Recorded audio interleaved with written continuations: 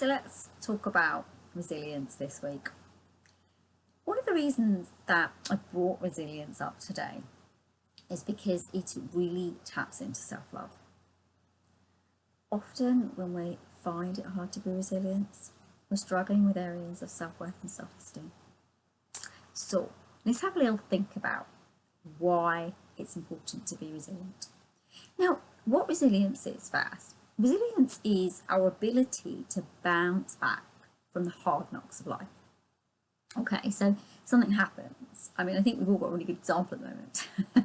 The world kind of crashes around our ears, and then we feel that we are kind of locked into patterns, and we feel sad, I suppose. Sad's probably the best way of looking at it, right? And so resilience is when we have coping mechanisms that strongly help us to move out of these difficult periods.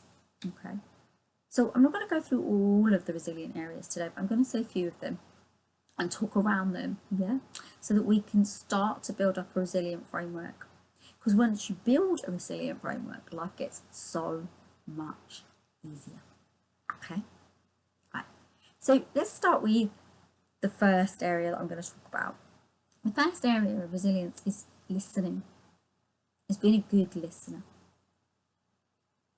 Now, as I say, I want to laugh because I'm not that great at it. I do find it quite trouble because I like to talk, I like to chat. However, we need to, in order to cultivate resilience, learn to hear other people.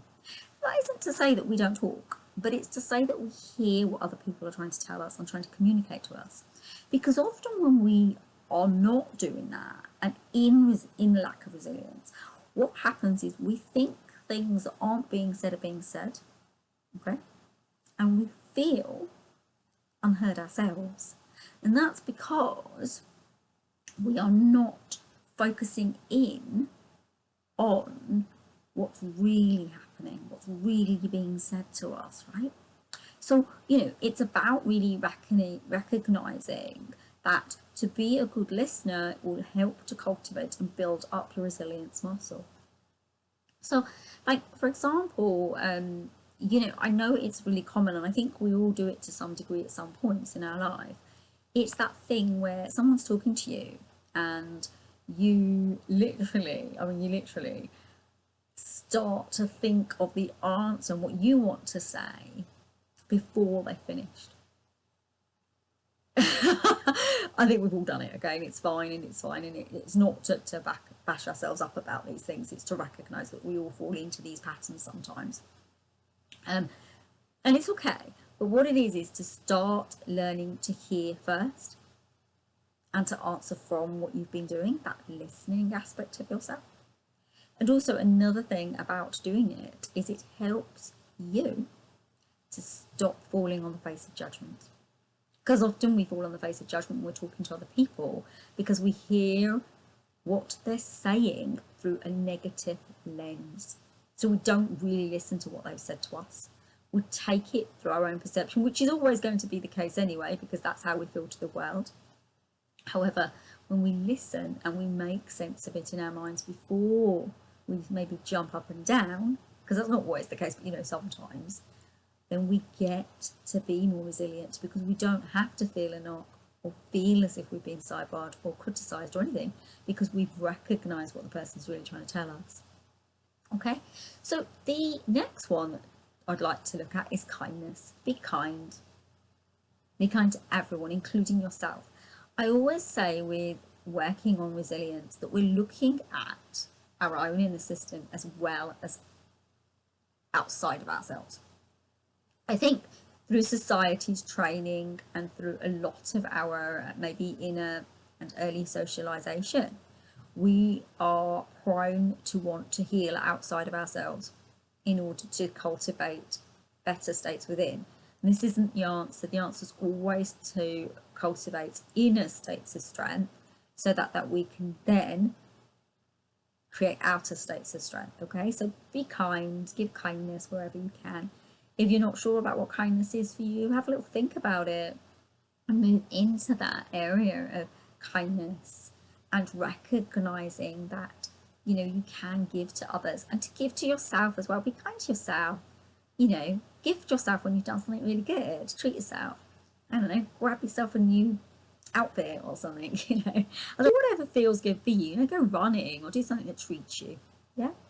And another one that builds up resilience is having a deep gratefulness. Now, that's a tough one in some ways, right? Because we don't always recognize when something's happening for us in a good way. The thing is, everything is actually.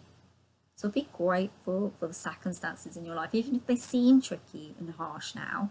In hindsight, you'll really be able to see why they were put there and how they helped you. So rather than wait until hindsight and feeling like mortified and unhappy and sensitive now, so build up resilience instead and be grateful for it, and to see how it can help you to create a better space. Now, there are more resilient areas to build up, but we need to start small and build ourselves up through working through these areas. So start with listening, kindness and gratefulness. Tap into those things. You know, lots of people have these like notebooks where they write the things that they were grateful for in the day. You could maybe do that. Like, say, for example, for me, say today, I could write that I'm really grateful that I worked out how to use my new light, because I was really bad with it initially. And you'll all know about my light because I've mentioned it in every video that I've done with it, because it was a little bit of a job to set it up.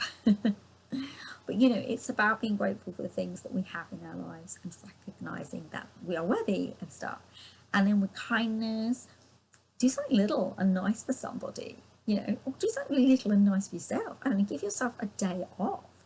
Watch a movie, watch a film, you know, kick back. Stop thinking as much, you know, and worry about the deadlines and all those things that you've got to do. Maybe just take a moment to pause. Kindness starts with ourselves, right? And then we can give it out to every single other person. Anyway, sending you a lot of love today and hoping that you're all really, really well. Namaste, everyone. Take care.